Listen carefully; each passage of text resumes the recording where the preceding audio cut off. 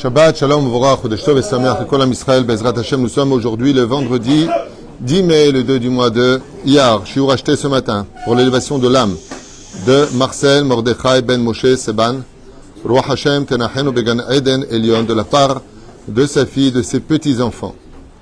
Shakadosh Baruch Hu yivret et kol mishpacha v'yitpalel aleim Bezrat Hashem, qui prie pour eux dans le ciel. Une grande Géoula, l'Echol Am Israël, qu'Hashem protège Kol Chayalenu, qu'Hakadosh Baruch Hu délivre le Am Israël. Yavi et Géoula Shlema, aussi pour tous nos otages, fait Fosh Shlema pour tous nos blessés, Lama Meira Ubriut Etana. On pensera à une grande sadika, Shem Verechota Bechol Hashala, Shoshana Bat Mesaouda, et Michel Malka Bat Mesaouda Nakash, Hakadosh Baruch Hu Verechotan, Bakol Mikol Kol, c'est notre famille, Bezrat Hashem. Yeshua de Nechamot, l'école Am Israël, qu'on n'entende que de bonnes nouvelles. La Géoula est proche, Rifosh Lema, le Mouratimi, Sarah Taleh, Vatifrat Myriam, Ken. Franchement, pour qui? Hein? Rivka Bat Esther. Et Bezrat Hashem, Meir Soufan, Rifosh Lema Tzadik, pour toi et ta femme, Kol Am Israël, vous tous, Lama Meira, ceux qui veulent se marier, ceux qui veulent se débarrasser, ceux qui veulent des enfants, Parnassa, les Alia, hein? Tov, yalla. On commence notre shiur Bezrat Hashem. Pour ce matin, il y a ratson que le mérite de chaque parole, Talet Neshama Shel Marcel Mordechai Ben Moshe Saban. Dans cette magnifique paracha de Kedoshim, nous avons une mitzvah d'ailleurs très curieuse qui intervient alors que cette mitzvah a déjà été décortiquée dans la paracha de Yitro, dans les 10 commandements. Chabed et avicha ve'et imecha leman yarichun yamecha me'al penei ha'adama. Et là, bizarrement, on a dans cette paracha remplie de mitzvot, Daber el kol adat ben Israël, parle à l'ensemble des enfants d'Israël, à l'assemblée d'Israël, va marta alehem, et tu diras, donc qu'est-ce qu'il doit leur dire? Kedoshim tiu ki kadosh ani Hashem elokechem. Cette phrase-là, de prime abord, elle paraîtrait complètement, comment dire, pas transparente ou inutile, mais qui ne sait pas que Dieu est saint? Je veux dire que pourquoi la Torah a-t-elle besoin de nous dire « Soyez saints » Ça, je comprends. On doit travailler nos midot. Qui kadosh ani? Car moi, je suis saint. Ben, toi, tu es saint. D'abord, tu es Dieu, donc tu peux faire ce que tu veux. Mais nous, on a du Yetzer Hara. Dieu n'a pas de Yetzer Hara, il l'a créé. Donc, c'est très difficile de lire une phrase qui demande un peu de réflexion quand on a un peu de sechel dans la tête. Kedoshim tiyu ki kadosh ani. C'est comme si que Rothschild vient voir un clochard ou un SDF dans la rue et qui lui dit « Sois riche parce que moi j'ai réussi à être riche ». Ben, tant mieux pour toi. Toi, tu as hérité de ton père. Donc, tant mieux pour toi. Donc, on ne peut pas demander des choses pareilles. En réalité, Dieu ne demandera jamais quelque chose à quelqu'un s'il ne peut pas l'avoir. Et s'il nous dit « Kedoshim tiyu ki kadosh ani », c'est qu'on est kadosh, qu'on le veuille ou pas. Alors, de qui il parle quand il nous dit « Kedoshim tiyu ki kadosh ani », il parle de quelque chose qui en réalité est un travail à faire parce qu'il nous a donné les éléments pour le devenir. Et ça va extrêmement loin, c'est très profond. Vous allez voir que d'une petite phrase dans la Torah, en réalité, se cachent des enseignements extrêmement profonds. La suite est encore plus étonnante. Quel rapport? Et c'est là où dans la paracha de Yitro, on en a déjà parlé. Ish, imo, ve'aviv, tiraou. Ta mère et ton père, tu craindras. Et je ne sais pas pourquoi dans le même verset, Ve'et shabbatotai tishmuru ani Hashem elokechem, et le Shabbat, mon Shabbat que je vous ai donné, vous le garderez, car je suis l'Éternel votre Dieu. Il y a une espèce de salade ici, où il n'y a pas de rapport de prime abord d'extérieur entre soyez saints parce que je suis saint, crains ton père et ta mère, aime-les, je comprendrai à la limite parce que c'est un lien familial, mais de les craindre, lama, qu'est-ce qui se cache derrière ces enseignements? Et qu'est-ce que tu viens me mettre Shabbat dans le même verset avec la crainte des parents? Quel rapport entre le Shabbat et les parents de les craindre? Et je peux machou l'otakin. Et il y a quelque chose ici qui, pour celui qui veut étudier en tout cas la Torah et la comprendre, ne peut pas accepter ces versets-là sans des explications. Quand on dit, il ne peut pas les accepter sans explication, mais sûr qu'on les accepte même s'il n'y a pas d'explication. Mais les Trachamim nous ont donné des explications. Alors pourquoi les ignorer? Puisqu'elles viennent nous apporter des dérivés d'enseignements magnifiques, midivrei Chazal. Mais la reine, on va rester d'abord dans le pshat. Pourquoi Béhémet, on nous parle ici de la crainte des parents, et bizarrement le seder n'est pas comme celui des 10 commandements. Là-bas, il y a marqué Chabed et avicha ve'et imecha, tu honoreras ton père et ta mère. Et ici, c'est marqué tu craindras ta mère et ton père. Au niveau de l'éducation des enfants, pour le premier niveau d'explication, on vient apprendre qu'il est évident que chaque personne dans ce monde se doit de respecter son père et sa mère. C'est pas n'importe qui. Tu parles pas à ta copine, tu parles pas à ton copain, tu parles à papa et à maman. Donc il y a une notion de respect que la Torah vient nous apprendre, qui se trouve au même niveau que le Shabbat, puisque le 4e des 10 commandements, c'est n'oublie pas Zachor et Yom HaShabbat le Kadesho, souviens-toi du jour du Shabbat afin de le respecter, et en dessous, honore ton père et ta mère. Et ça commence au-dessus avec je suis l'Éternel ton Dieu. Pour te dire que, tout comme tu dois craindre et respecter ton Créateur, tout comme tu dois craindre d'enfreindre le Shabbat, de la même façon, tu te dois d'honorer ton père et ta mère. Et pourquoi le père et la mère? Parce que quand un homme est marié avec son épouse, c'est mieux. Eh bien, ce qui va se passer, c'est que si, par exemple, Alpi Halacha, son père lui dit « va à droite » et sa mère lui dit « va à gauche », selon la Halacha, cette personne se devra d'aller à droite. Pourquoi? Il y a marqué « honore ton père et ta mère ». Et pourquoi cela? Pourquoi est-ce qu'il y aurait une différence? Tout simplement parce que l'épouse elle-même est assujettie à honorer son mari. Ce qui fait que, comme le dit le Shulchan Aruch, qui tend à déplaire à certaines oreilles trop modernes et révolutionnaires, mais une femme se doit d'honorer son mari, telle une fille respecte son père, ou une femme respecte un roi. Ne vous inquiétez pas, il y a marqué de l'autre côté, dans Masechet Bava Metzia Nuntet, Veve Adam Zahir Birvod Ishto, un homme doit faire très attention à respecter aussi sa femme, car s'il veut du bonheur et du mazal, ce sera essentiellement, non, ce sera essentiellement dépendant de l'épanouissement de sa femme. Ce qui fait que si tu veux du mazal dans la vie, fais rire ta femme, épanouis-la, et tu verras combien la bracha sera sur toi. Fais-la pleurer, et tu verras combien les choses se détérioreront au fur et à mesure. Bien sûr, si on parle de gens normaux, hein, parce qu'aujourd'hui, tu dis ça à des gens, tu dis « Ah, t'as vu? Hein ?» Non, le problème, c'est que t'as un problème. Ou freine, ça c'est le premier niveau. La reine, dans la Torah, il y a marqué « Honore ton père d'abord et ta mère après ». Bien, la Torah, au deuxième niveau, éducatif, c'est que très souvent, dans les maisons, vous allez constater qu'on a plus l'habitude de les alzel, de dénigrer sa mère que son père. Avec le père en général, je parle de l'ancienne génération, aujourd'hui, plus de différence. Hein. Ouais, la main est plus large chez le père. Mais, enfin, en tout cas, dans ma génération, papa, on avait peur de lui. Je me rappelle, on entendait souvent, voilà, ton père, il arrive, il va régler les choses. Aujourd'hui, c'est le père qui dit, voilà, maman, elle arrive, elle va régler les choses. Hein? Aujourd'hui, on sait. Comme une fois, un mariage comme ça, on a dit, les hommes à droite et les femmes à gauche. Donc, les femmes sont parties à droite et les hommes sont partis à gauche. Et non, c'est le contraire. Je dis, non, c'est ça aujourd'hui. Mais qui trouve la Inyan, le sujet est que la Torah vient nous mettre en garde. Et imechavet avichatiraou. D'un coup, elle va nous mettre au deuxième degré d'explication. Tu craindras ta mère et ton père. Pourquoi? Parce qu'on a l'habitude de plutôt craindre le père et de prendre sa mère pour une copine. Alors vient la Torah Midoraïta dans la paracha de Kedushim nous dire et imecha. Pourquoi tu le mets au début? Il dit parce que là-bas j'ai mis le père au début. Parce qu'il est conventionnel dans toutes les familles qu'on donnerait plus son père que sa mère. Lama. Parce que le père lui-même, il impose cette situation. À l'image du roi Lion, si je peux me permettre cette image de Walt Disney.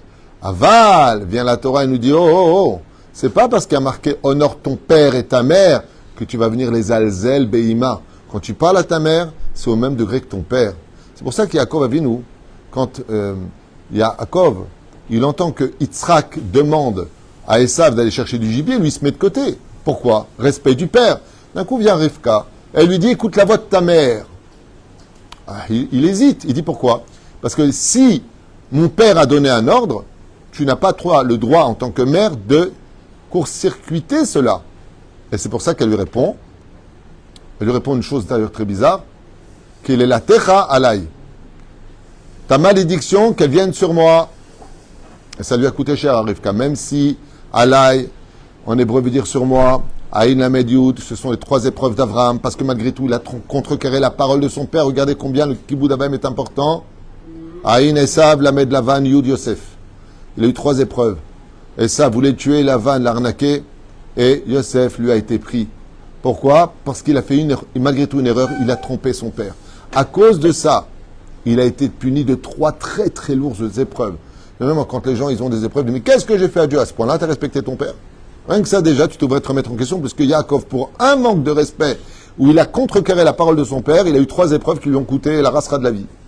Pour vous dire à quel point c'est compliqué, ce respect des parents. Mais la reine, on comprend pourquoi Yaakov, il a eu un problème. Lama, parce que sa mère lui demande quelque chose qui va à l'encontre de son père. Mais son père, il a dit quelque chose. Comment puis-je contrarier les paroles de mon père? Mais la reine, Zaïnia. On va maintenant passer au 3e degré. Sans oublier ce qu'on a dit au début, pourquoi tu me demandes d'être kadosh, alors parce que toi t'es kadosh, vous inquiétez pas, on va y arriver. Le 3e degré s'adresse à un autre statut du couple. Quand dans la paracha de Yitro, il y a marqué « Honore ton père et ta mère », c'est quand ils sont mariés. Mais quel serait le statut si maintenant les parents sont divorcés, comme aujourd'hui tout le monde divorce, c'est la mode, quoi, t'es pas divorcé? Ah bon? T'as pas le jeans troué, déchiré, t'as pas le short qui descend en dessous du dos, t'es pas taré, tu fumes pas des joints?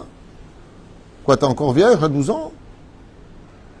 Je sais pas où est-ce qu'on va, mais on y va. Mais franchement, je sais pas où est-ce qu'on va. Hein. Enfin bon. Alors, nous parlions des divorcés. Quel est le din d'un enfant qui a papa et maman qui sont divorcés? Son père lui dit à son fils, va à droite. La mère lui dit, va à gauche. Qu'est-ce qu'il fait? À droite? Non. Non, parce que maintenant, ils ne sont plus ensemble. Étant donné qu'elle n'est plus sa femme, elle n'est plus tenue d'honorer cet homme, si ce n'est que le respect qu'on se doit d'avoir vis-à-vis de toute personne. Mais cet homme, à partir du moment où il donne le guet, c'est un total étranger pour elle. C'est pour ça que je suis un peu choqué de voir des femmes divorcées qui invitent leur ex-mari à table. Oh! Je parle de l'enfant. L'enfant, maintenant, le père lui dit, va à droite. La mère lui dit, va à gauche. Il va où? Selon la halakha, il ira là où il veut, respecter ou le père ou la mère. D'où est-ce qu'on apprend ça? Dans la paracha de Yitro, il y a marqué « Honore ton père et ta mère ». Le père, il passe avant la mère. Mais quand ils sont divorcés, maintenant, la ira que tu dois avoir, elle rejoint la mère avant le père. Et la preuve en est. Et qui passe en premier maintenant? La mère. Pour nous apprendre que dans le statut qui existe dans le monde du divorcé, si ta mère te dit va à droite et ton père te dit va à gauche, tu iras là où toi tu veux honorer le plus, où ça t'arrange le plus. Ça veut dire que si tu vas là où va te dire ta mère, tu n'as pas fait d'avéra vis-à-vis du père. Je suis désolé, papa, j'ai pas été là où tu m'as dit parce que maman m'a dit. Je suis tenu au même degré, au même niveau du respect des parents à ce moment-là. C'est-à-dire Ken. C'est le cas de divorce. J'ai pas compris. Oui. Ça veut dire que les parents se divorcent? Ken, ça veut dire que, pas forcément, parce qu'on a expliqué que le premier degré, c'est quoi? Arrête de parler à ta mère comme une copine, tu lui parles toujours, ça va, toi, maman, tu comprends rien, réussis ta vie, viens me donner la mienne. On est mes alzelles. On dirait pas ça au père, parce que le père, normalement, je parle de l'époque, encore une fois, aujourd'hui, tout a changé. Mais on faisait beaucoup plus attention, ne serait-ce qu'à notre façon d'approcher du père, que d'approcher de la mère. La mère a toujours été le tampon entre les enfants et le père, donc elle en savait un peu plus, et puis elle parle avec eux, elle sort au café avec ses filles, par exemple. Alors, on est mes alzelles, on a beaucoup plus de facilité à passer les frontières du manque de respect. Par contre, le père, comme dit Rabbi Nachman, un père doit rester à sa place de père, qui arrête de se prendre pour le copain de son fils. C'est une grave erreur. Ça ne veut pas dire qu'il impose une situation de pression pathétique. Non. Péroucha d'abord qu'il faut depuis toujours habituer nos enfants à honorer Bezrat Hashem, et pour cela, il faut garder un peu de distance, de telle façon à ce qu'il n'y ait pas d'accident. Boum, on a le temps de freiner dans la parole. Ou freine. Maintenant, on va rentrer dans le vif du sujet. Qu'est-ce qu'on a dit depuis tout à l'heure? Vous vous rappelez? On a dit que Vamartalem, Kedoshim Tiu, Ki Kadosh Ani. La brioute pour toi, Hachem, t'es saint, tant mieux pour toi.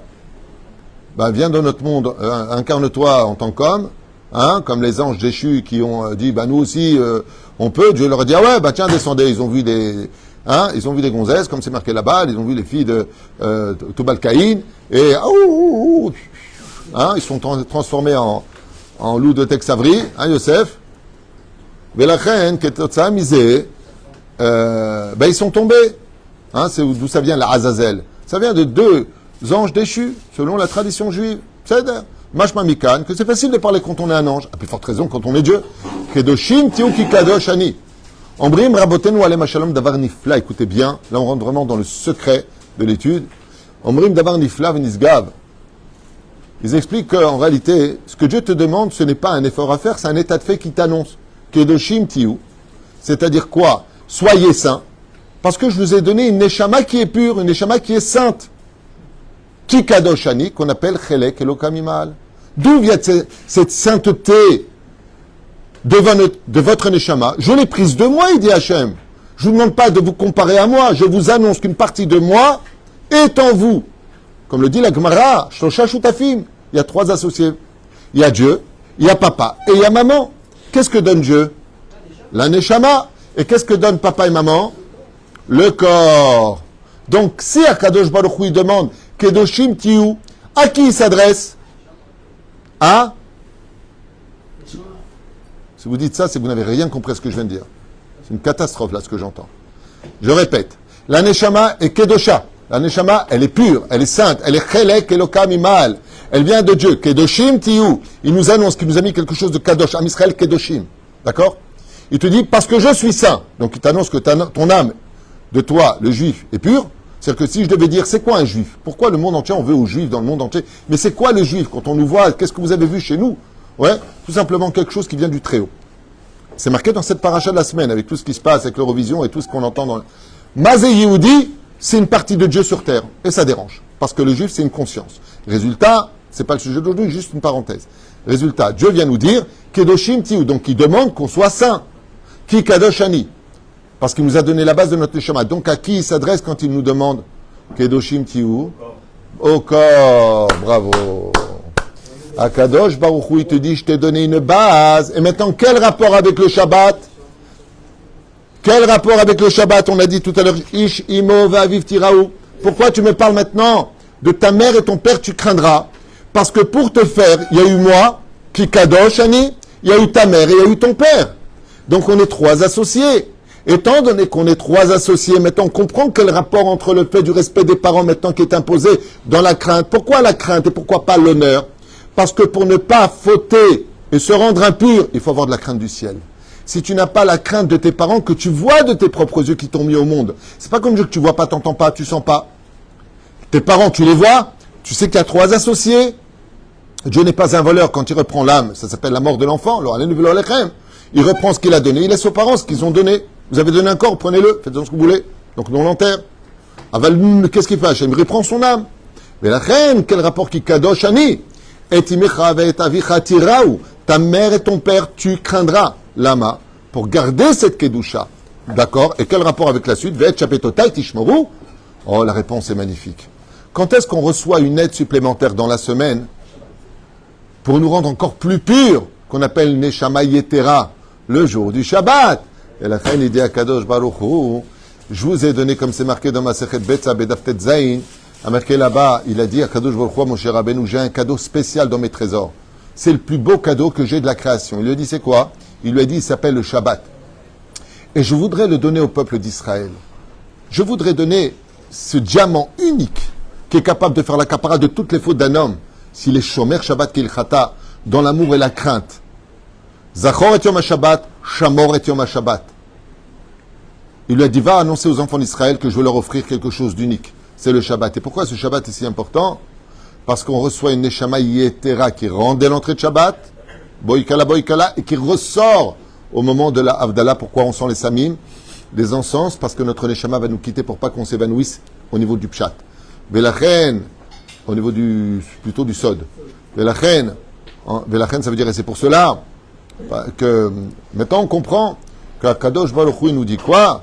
Il nous dit, eh bien, ce que je vais te demander, c'est que comme je t'ai donné une neshama spéciale, une âme spéciale qui vient de moi, Halek Elokam Imalak, Kedoshim, qui Kadosh Ani.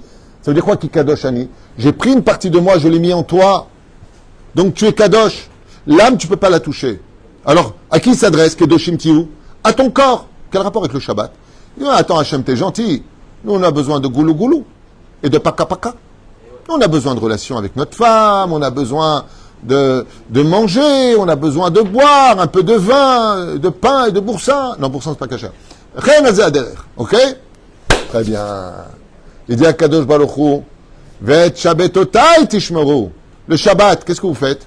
Vous mangez, faites le kiddush, vous buvez, vous allez avec vos épouses, Nous, vous voyez bien, on peut y aller aussi en dehors du Shabbat, mais le Shabbat, c'est propice à cela.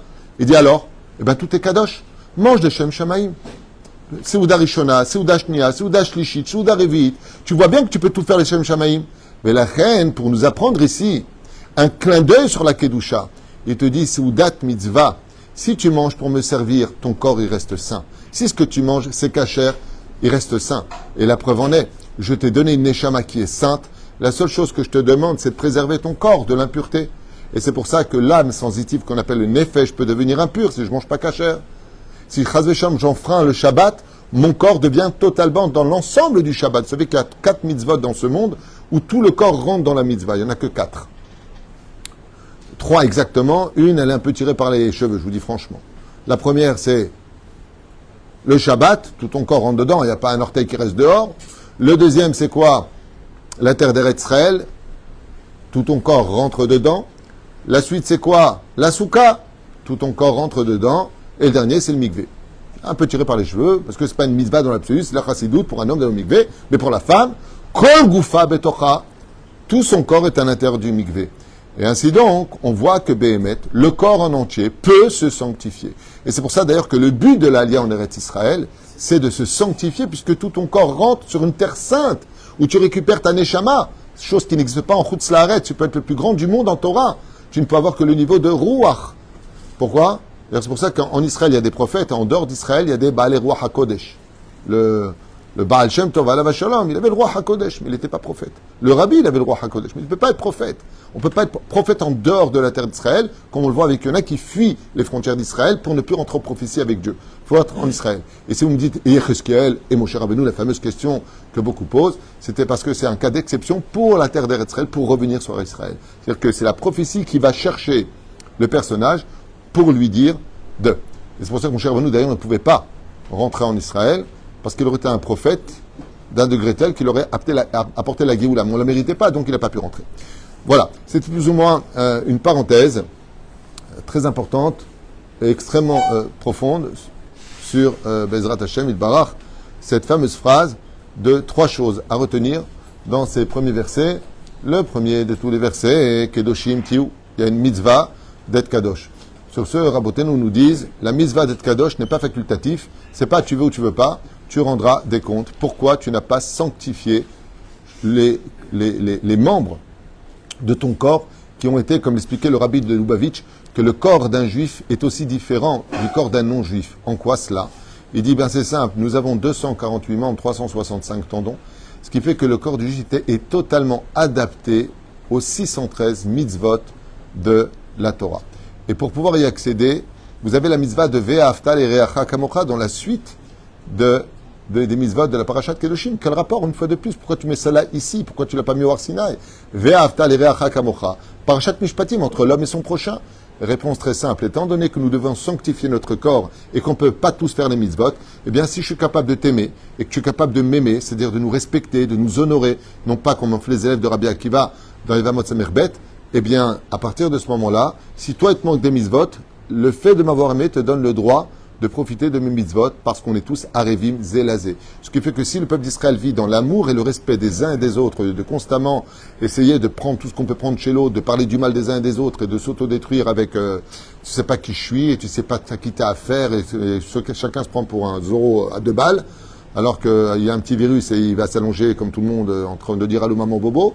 Résultat des courses, plus on va travailler notre humilité, notre transparence, et plus les mitzvot vont nous habiter et nous rendre kadosh. Et d'ailleurs, je finirai juste avec une chose pour ce premier jour, parce qu'il y a un jour qui va suivre. Sachez que la Géoula vient apporter une chose essentielle. Selon le Rambam, Ilchot Melachim, dans le chapitre 11, il dit que le Ikar de la Géoula vient retirer le joug des nations du monde, c'est-à-dire ces informations abjectes et horribles qu'on entend de cette haine démesurée sur les enfants d'Israël. C'est même pas le conflit israélo-palestinien, c'est les Juifs. Là, c'est carrément le juif qui est visé de façon totale. Mais tout ça, encore une fois de plus, ça va se retourner contre les pauvres. Cette haine, ils n'ont pas compris. L'eau, la gade d'Am Israël, il ne faut pas toucher au peuple d'Israël. Regardez l'histoire, chaque fois qu'on nous a fait du mal, regardez depuis le début du temps. Les Babyloniens, ils ont disparu. Les Perses, les Grecs, les Romains, ils ont disparu. Tu touches au peuple d'Israël, tu disparais de la terre. C'est pas moi qui le dis, c'est l'histoire. Vérifiez, dites-moi où j'ai tort. Montrez-moi où est-ce que j'ai tort. Parler de l'Égypte, En, Miem, Maem, Kloum. Faites attention. L'olagad ba'am Israël. Chaque fois qu'on touche le peuple d'Israël, ou yotze od yoter chazak, od yoter tov. לכן תחיה עם ישראל, עם ישראל חי וקיים, ובזה בעזרת השם נסיים את השיעור. בעזרת השם pour l'élévation de l'âme de Hashem Atov. בשמיים בעזרת השם, Marcel Mordechai Ben Moshe Saban, qui là où il est évident qu'il est Kadosh. Alors juste pour finir, je vous ai dit que la Géoula, elle apportait une chose essentielle. La Géoula a pour but de rapporter la Kedusha dans le monde entier. C'est-à-dire que quand il y aura le Melech HaMashiach, Bezrat Hashem Itbarach, le monde entier va enfin respirer de la Kedusha, une moralité telle qu'on pleurera ces moments ratés. Parce que si on avait été tout simplement plus humbles et meilleurs entre nous, ça ferait très longtemps qu'on aurait déjà la Géoula. Dieu n'a pas d'intérêt à nous voir souffrir, de nous voir insulter, de nous voir haïr. Et de l'autre côté, une femme n'a rien à faire à l'Eurovision. Une femme n'a pas à chanter devant les autres. C'est un interdit de la Torah. Donc il ne faut pas s'étonner que d'un autre côté, on nous dise, nous les Juifs, faites d'abord votre devoir en tant que Juifs, vous avez des commandements divins. Une colle à cavade. La fois, on a envoyé une femme habillée en homme, après un homme habillé en femme. Il faudrait peut-être un petit peu arrêter les délires. Parce que si on perd notre identité de Juifs, il est évident qu'ils nous verront avec un œil malveillant. Comporte-toi d'abord comme un juif, vous avez des commandements. Est-ce qu'une femme a le droit de chanter devant des hommes? C'est un interdit de la Torah. Kol Isha Ervata. Qu'est-ce que tu fous là-bas, Madame Eden? Tzadika, elle est gentille cette femme. Kol Tobé a fait. Tu veux chanter, va, marie-toi, chante devant ton mari, pas l'Eurovision, tous les jours. Qu'est-ce que tu veux représenter le peuple d'Israël? Maza inyan hazeh. Maza inyan hazeh. Belachem, Bezrat Hashem, qu'on apprenne que si on ne veut pas être détesté aussi en tant que juif, il faut aussi se comporter en tant que juif. Et pour cela, si tu veux savoir d'où vient le mot juif, il vient de la Torah. Yehudi, la tribu de Yehuda, Al tishkach et zeh. Même si on est 12 tribus avec des noms différents, si tu veux qu'on te respecte en tant que juif, ne crois pas que juif, c'est parce que tu es né d'une mère juive que tu es juif. Tu peux perdre ce statut, comme par exemple, Mehalel Shabbat Befaresea, dis-nous que Goy Gamour. Tu prends ta voiture pendant Shabbat, tu descends de juif à non-juif. Pour ça que tu ne peux pas participer au minyan, tu ne peux pas ouvrir une bouteille de vin. Ne l'oublie pas non plus. Tu veux qu'on te respecte en tant que juif, alors n'oublie pas c'est quoi d'être un juif. Sinon tu risques d'entendre, parce que tu t'es sali, sale juif. Alors je ne justifie pas ce que disent les goïms, je veux simplement en faire comprendre à tout le monde le pourquoi des choses a lieu aujourd'hui. Et vous verrez, Bezrat Hashem, que la Géoula viendra nettoyer tout ça. Baruch Adonai Leolam. Amen ve Amen.